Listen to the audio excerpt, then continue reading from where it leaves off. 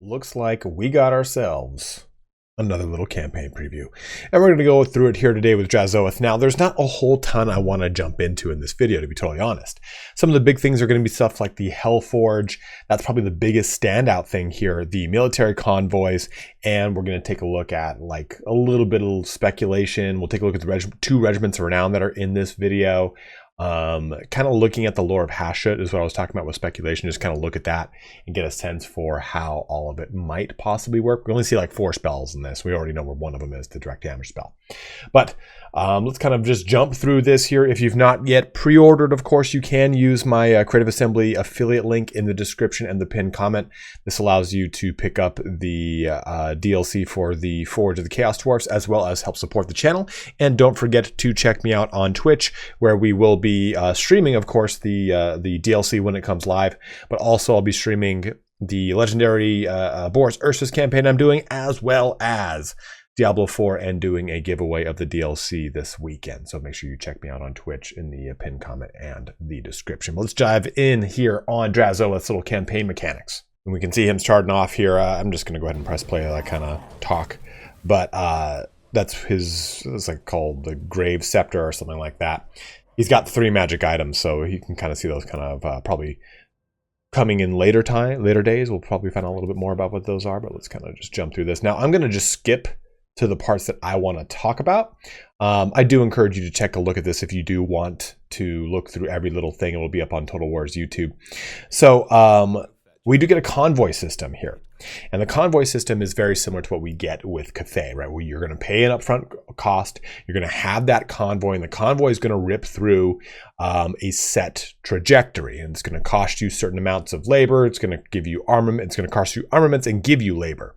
So you can see here that, okay, this goes up to the Veil of Nightmares, to the Crystal Spires, to the Volary, to the Titan's Notch. So it's kind of cool that you're pretty much pulling laborers, right? You're spending, this is gold, and you'll get armaments. This is raw materials.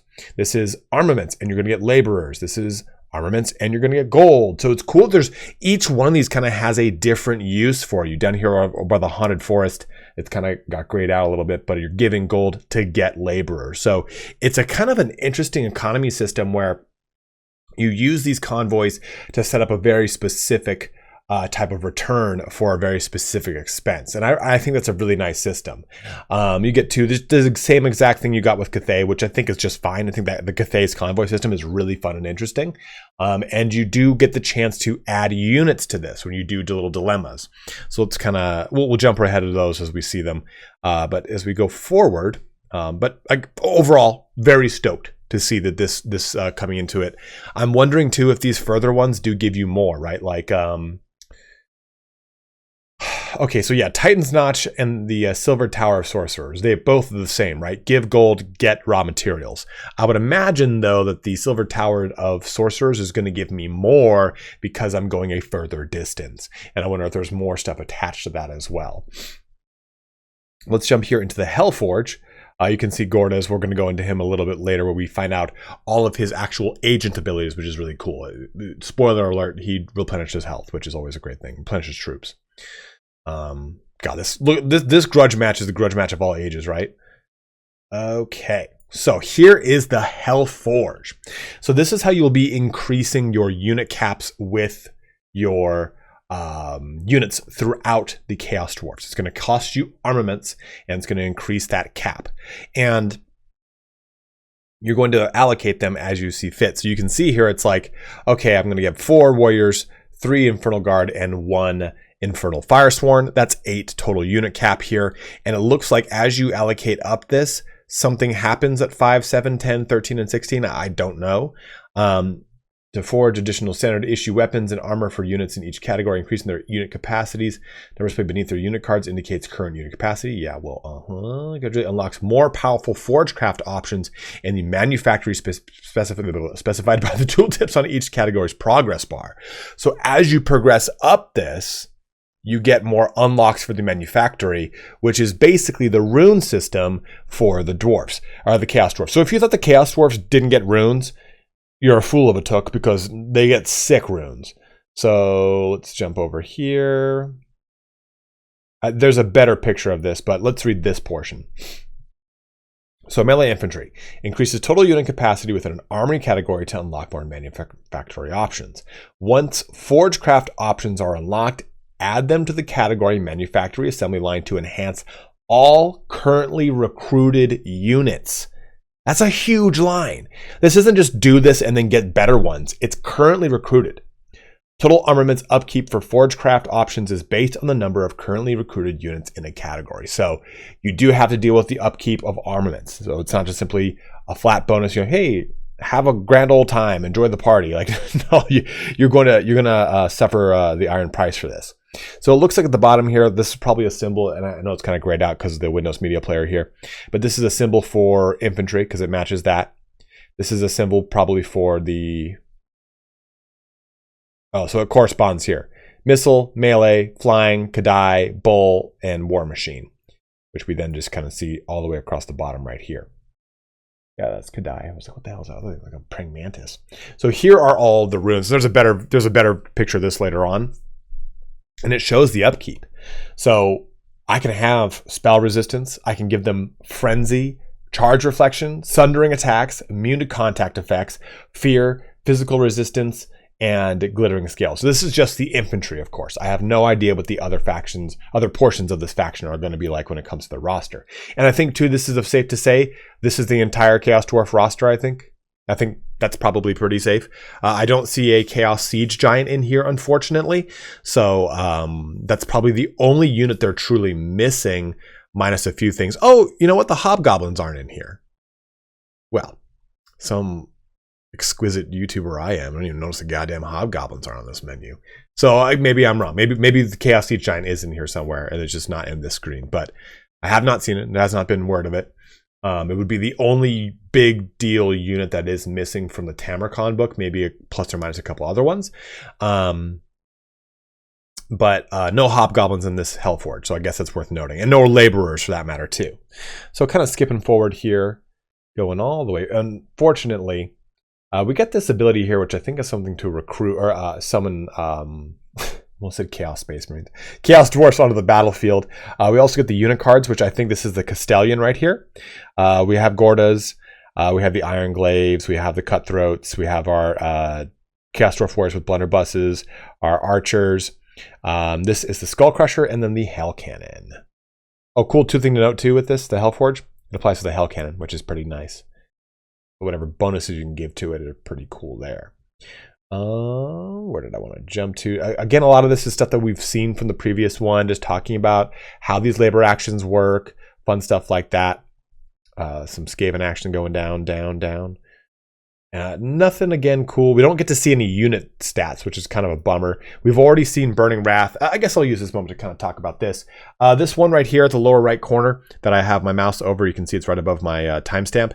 That is the Curse of Hashut, which seems to be a direct damage spell. Not really sure, or maybe this is. It's one or the other, but I'm not sure what kind of intensity of direct damage it is. We know that Burning Wrath here is a magic missile. It's more of like a lobbing missile, which is, I think, kind of nice.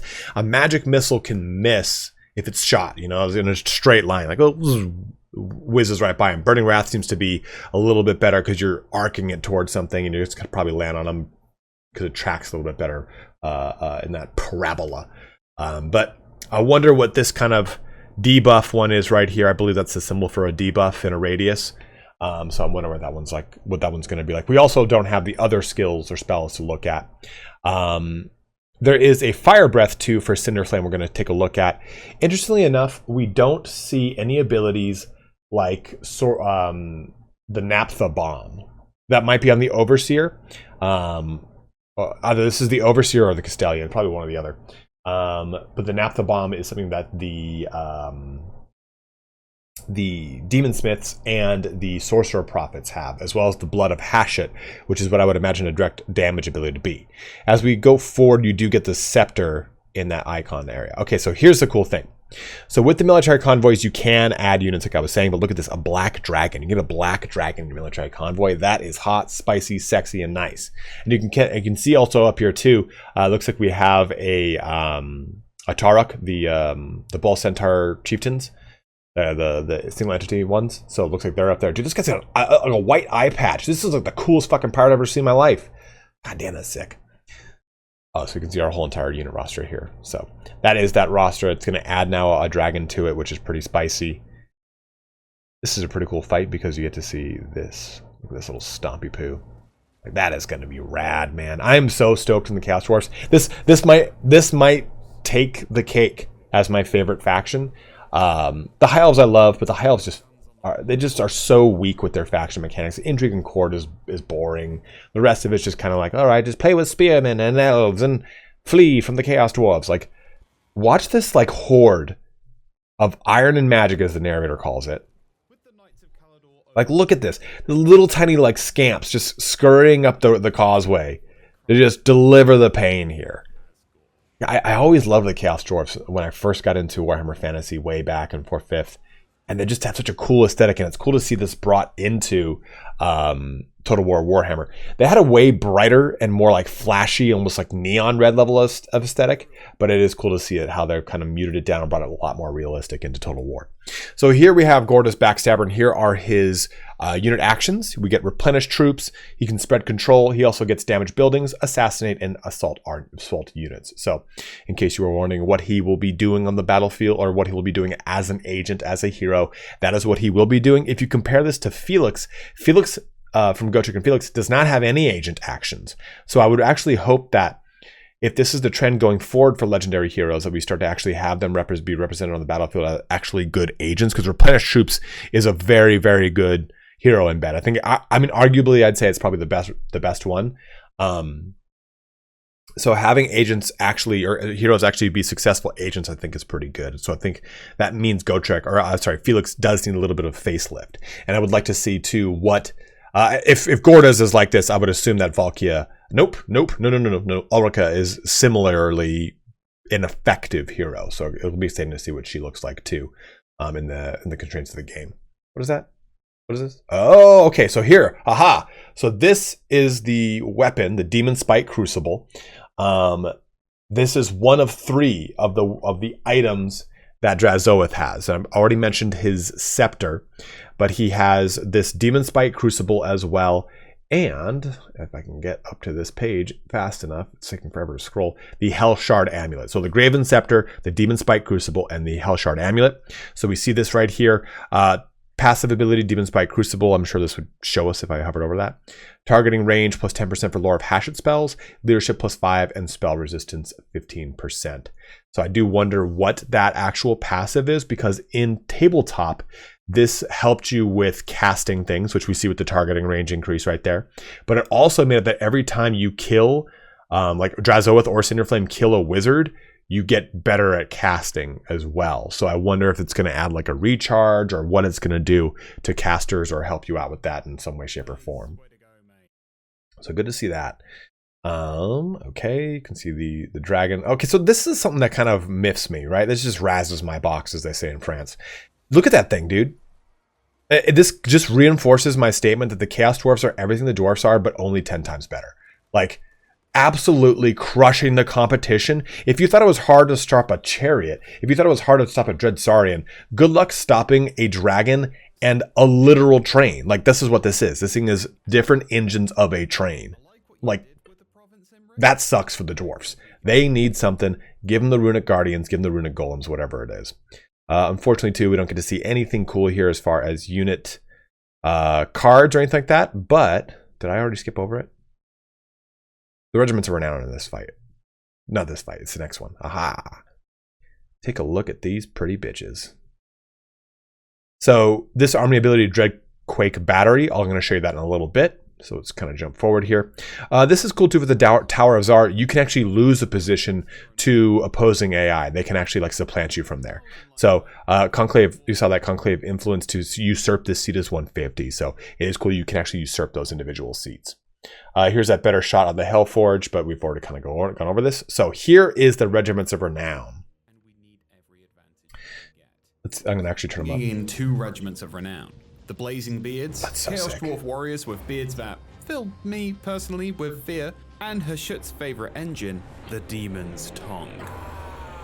So that's pretty sweet, right? We don't know anything about them, but they look great, at least. They kind of just like, it seems like the Chaos Dwarf version of the Peak Gate Guard. That's the Warriors of Dragonfire Pass. Warriors of Dragonfire Pass. Probably going to have flaming attacks. I would assume if their beards are on fire, they have flaming attacks. So that is pretty sick to see these guys. And I have no idea what this thing is going to be. I found out. I just found out. Okay, look at that. It's a flamethrower. So this has a carronade. By default, it has a cannon carronade, a very short range carronade, so it would shoot cannonballs. At least that's the way it was in the Tamarcon book. That tells me this thing is a flamethrower. What? A flamethrower. Let's look at the unit card too, because the flame. What is wrong with my mouth? That thing has like little flames in the front of it. Do we get to see it do its little business? So he casts the Curse of Hashut over here. Kind of puts a bullhead up, and just the bullhead vomits everywhere. So here's the Dreadquake battery. Let this kind of go off for you too. Look at that sweetness. Look at that sweetness. And slows them down. So the Dreadquake Mortar does have an ability to shoot things and slow them down when it does. So I would hope that that actually comes into the game as well. Again, I think that was, yeah, there it is. Yeah, that's this thing doing its business. There it is. That's the Regiment Renown just flaming shit to death. That's sick. That is so sick. Ugh. I missed Cinder Flame's breath attack, so we're going to have to go back and look at that. That's for the Kadai Destroyer, so it's about right around here, I think. Here it is, yeah. You don't even know it's like it's so quick right there, right? Like he says like, oh, Cinder Flame's gonna do something. Ah, there we go. So it is a magic missile, of course, but it's like it's kind of like the Hydra's breath attack, which is devastating. So that has a good amount of AP. I mean, 37% for a breath attack, right? And a good little explosive damage. 90-meter range though, and a 90-second cooldown, of course. Can use only if flying though. So you gotta have to be up in the air. So watch this bad boy go off. I mean, that's a pretty devastating series of shots right there. That's not just a single blast down like a dragon has. That is like 4 waves of destruction. You can see the Skull Crusher going to town over here too. I mean, that for the most part kind of concludes things here today, guys. I'll just kind of bring us over to the Kadai Destroyer as I close this video out, because unfortunately we don't get to see anything cool with as far as the stats go or what the Kadai Destroyer's things are. I'm sure that the narrator probably said a lot of stuff in this that I might have missed. I got a hold of this kind of a little bit later in the day, and I did rush through it, so I do apologize if I missed anything. If I did, just go ahead and let me know in the comment section below. Say, hey, you know, you missed this. This is a pretty big thing. I think this is pretty exciting. And I'll definitely give you a thumbs up and a heart. Oh, look at that. That's kind of cool. Oh, never mind. It's just, I guess it's just a weird, there must be something with the, like the little icon down here for the Regiment Renown for this. Maybe that's a work in progress, but just kind of, it's not that usual semicircle that it is. It's a box. So that's kind of funky. Oh, there's Drazhoath's unit card if you did want to see that. Again, I think either the Overseer or the Castellan. But I'm really, really, really excited, guys, for this DLC. I think it's going to be absolutely awesome. I think it's going to change the dynamic of the Immortal Empires in an absolute huge way. And I think by and large, it's going to make every faction that interacts in the periphery around the Darklands a lot more interesting and a lot more fun. It's going to kind of really change up that power dynamic too for a lot of those factions of periphery as well, because I think they're not going to be able to succeed or they won't be able to, they won't suffer as much, whatever it is. So it'll be very interesting. Whoa, those guys have cool little helmets. It'll be very interesting to see the helmets, those are rags, how that kind of plays in with everything. Is Grimgor going to get stopped because now there's a Chaos Dwarf there at his very northernmost portion of the Darklands? Is this going to change the way that Imric and Grease's Goldtooth And oh god, his name is not Sigvald. He is anti-Sigvald. Oh my god, Helman Gorst. Is it going to kind of change the way that they all play down there? I'm really curious to see. I mean, honestly, when I get the DLC, I'd love to just turn off the fog of war and let the AI do what it wants to do. And I want to see how the map in the Darkland kind of progresses across a couple playthroughs, just to get a sense for what this does to the, oh, look at these Fireglaives going to town. Dude, firing gun line there. That's awesome. But as always, guys, thank you so much for watching here today. If you have any questions, comments, any statements like that about this stuff, go ahead and let me know in the comment section below. But I am beyond stoked to play the Forge of the Chaos Dwarfs. As always, have a good one and take care.